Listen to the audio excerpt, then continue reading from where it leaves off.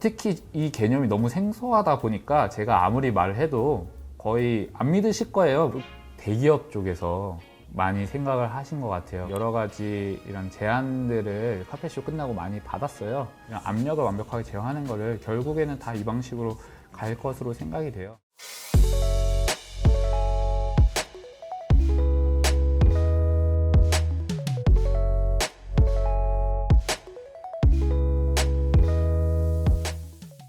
네, 안녕하세요. 저는 제로스로라는 회사의 창립 멤버 중 한 명이자 대표를 맡고 있는 안형전이라고 합니다.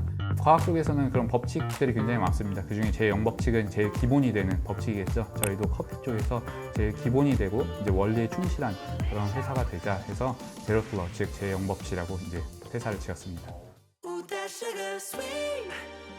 다른 머신들과 다르게 진짜 고기압으로 커피를 추출할 수 있다 해서 이름이 리얼9이고, 그게 이제 머신에 대한 설명이 있을 것 같습니다. 저희가 이 머신을 만들기 전에 이제 다른 머신들을 테스트를 해봤을 때 이 퍽에 도달한 압력이 제어가 되지 않고 그냥 펌프에서 만들어주는 압력만 제어되는 것으로 확인이 돼서 저희는 실제 퍽에 도달한 압력을 제어해서 추출 때 좀 더 안정적으로 추출할 수 있도록 이제 머신을 만들게 되었습니다. 커피 머신의 작동 구조라든지 제가 알고 있는 그런 그 지식들을 나누었죠. 근데 커피를 전혀 모르는 과학자 입장에서는 그게 굉장히 이상했던 거예요. 왜냐하면 당연하게도 커피 머신 19세기에 만들어졌기 때문에 19세기 기술로 지금까지 버텨왔어서 그때만 해도 그렇게 하는 것이 너무나 당연했지만 지금 기술로는 그게 너무 비정상적이었던 거죠. 왜 이렇게 안 하고 그런 방식으로 해? 라고 했을 때 제가 대답을 할 수가 없었어요. 그래서 이제 압력 부분이 완성되었을 때 저희가 추출하면서 저희도 놀랐던 거죠.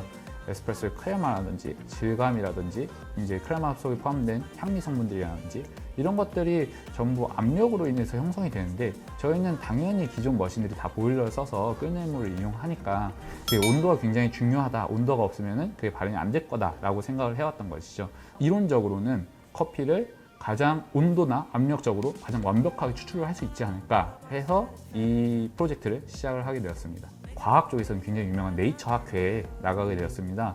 서스테이너빌리티, 즉 지속 가능성에 대해서 이제 컨퍼런스가 열렸는데, 저희 머신 같은 경우는 보일러를 쓰지 않기 때문에 전력을 굉장히 효과적으로 쓸 수 있어서 그런 부분을 이제 강조하면서 나가서 거기서 이제 커피를 이제 케이터링처럼 나눠드리면서 드렸었는데, 제일 인상 깊었던 분 중 한 분은 이탈리아 분이었습니다. 굉장히 재밌어 하더라고요. 김치를 우리나라 사람한테 인정받으면 그건 끝난 거잖아요. 근데 커피로서 이제 이탈리아 분에게 인정을 받아서 그 멤버들 모두 너무 좋았던 기억이 있습니다.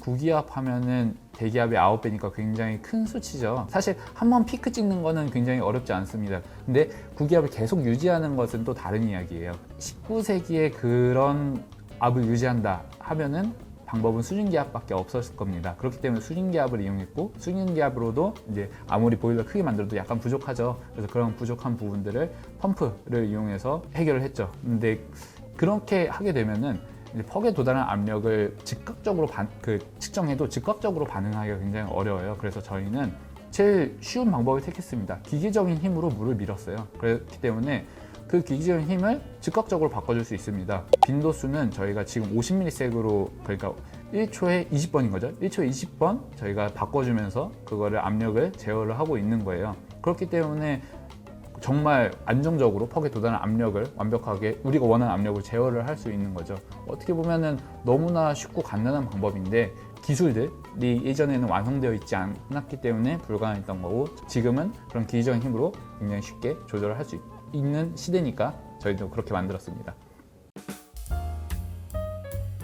저희가 카페쇼 전후가 조금 바뀌었습니다. 이거를 만들 때만 해도 이미 카페를 가지고 있거나 아니면은 압력이 진짜 어떤 커피에 어떻게 영향을 가지는지 이런 걸 확인해 보고 싶다, 그런 분들에게 이제 이 머신을 만들어 드리고 싶어서 만들었어요. 근데 생각보다 굉장히 다양한 층에서 이런 머신에 대한 문의를 주시더라고요. 특히 차가운 에스프레소에 더 포커스를 가지신 분도 계셨고요. 퍽의 압력을 더 완벽하게 제어하고 싶다, 이런 분도 계셨고, LED 패널이나 이런 것들을 좀 보기 쉽게 해놓은 것에 좀 더 이제 관심이 있던 분도 있었습니다. 그래서 그런 타겟층들이 굉장히 늘어난 거죠. 그래서 그런 분들에게 어떻게 이거를 니드를 충족시킬 수 있을까, 이런 것들을 고민을 많이 하고 있고,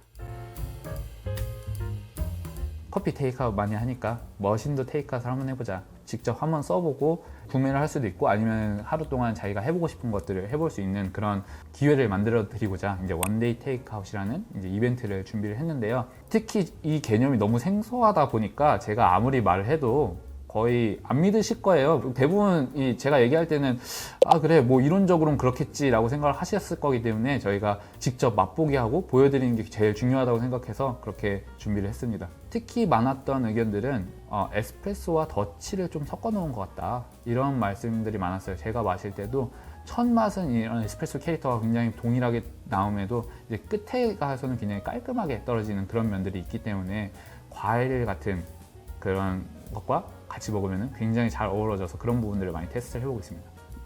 기존 보일러를 쓰게 되면 당연히 2000에서 3000와트를 쓸 수밖에 없습니다. 근데 저희 머신 같은 경우는 추출하지 않는 동안에는 전력을 쓸 일이 없어요. 그래서 사실 이 디스플레이 띄우는 거랑 뒤에 LED 띄우는 게 10W씩 먹어서 20W 쓰고 있고요.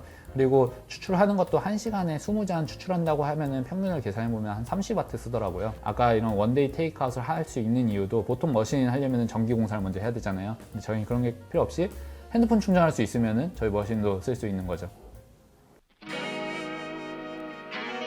대기업 쪽에서 많이 생각을 하신 것 같아요. 아직 정확하게는 말씀을 못 드리겠지만 여러 가지 이런 제안들을 카페쇼 끝나고 많이 받았어요. 근데 저희가 지금 그런 추구한 방향이랑은 조금 안 맞는 게 대중들에게 좋은 커피 머신을 주자 이런 것보다는 진짜 커피에 대해서 열정 있는 바리스타 분들께 가지고 놀 수 있는 그런 머신을 만들자가 첫 목표이기 때문에 그것을 먼저 이룬 다음에 만들어 보려고 이제 생각을 하고 있습니다. 제가 버튼이 지금 저희가 3개가 있는데요. 여기 추출 버튼이 있고요. 그냥 물을 흘리는 버튼이 있습니다. 이 3번째 버튼을 누르면 디스플레이가 꺼집니다. 그래서 디스플레이 온오프 버튼입니다. 내가 이 그래프를 보면서 나는 지금 한 7바로 내리고 싶다. 그럼 7바로 맞춰서 추출하면 되고요. 난 좀 높게 한 10.7바로 내리고 싶다. 그럼 10.7바로 이렇게 하면 됩니다.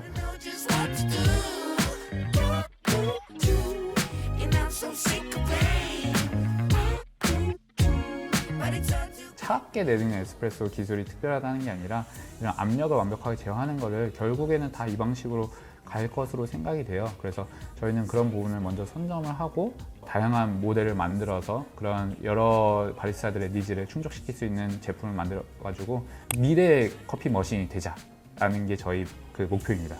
제가 만들고 싶은 이런 커피 용품들이 굉장히 많아요. 첫 번째로는 우유 거품 만드는 거, 그것도 굉장히 올드하다고 생각을 하고 있거든요. 생각을 해보면은 저희 맥주 마실 때 맥주 거품 굉장히 실력을 쓰지 않아요. 순식간에 만들어지죠. 근데 우리 우유 거품은요, 적어도 한 일주일은 가르쳐야 어느 정도 좀 퀄리티가 나오기 시작을 하죠. 그리고 만드는 것도 굉장히 오래 걸리죠. 그리고 그거 하는 동안 딴 걸 못해요. 한 30초 정도? 굉장히 좀 낡은 방식으로 거품을 만들고 있죠. 그래서 그런 부분들을 고칠 수 있는 제품을 만들 수 있지 않을까 생각도 하고 있고요. 그거 외에 제일 관심을 가지는 부분은 커피 패킹, 즉 디스트리뷰션하고 얘네들을 레벨링하고 뭐 템핑하고 이런 부분들을 한번 파고 들어볼 생각입니다. 프로토타입, 비욘드 스테레오타입. 굉장히 간단한 말이에요. 커피에 대해서 편견이라고 할 수 있죠. 기존 커피하는 사람들이 당연하다고 배워왔던 것들이 있어요. 그중 몇 개는 생각해보면 진짜 그런가? 라고 생각이 들 수도 있어요. 그런 것들을 넘어서, 편견을 넘어서 우리가 새로운 프로토타입을 만들어보자 하는 게 저희 슬로건입니다. Everyday Happy Coffee TV.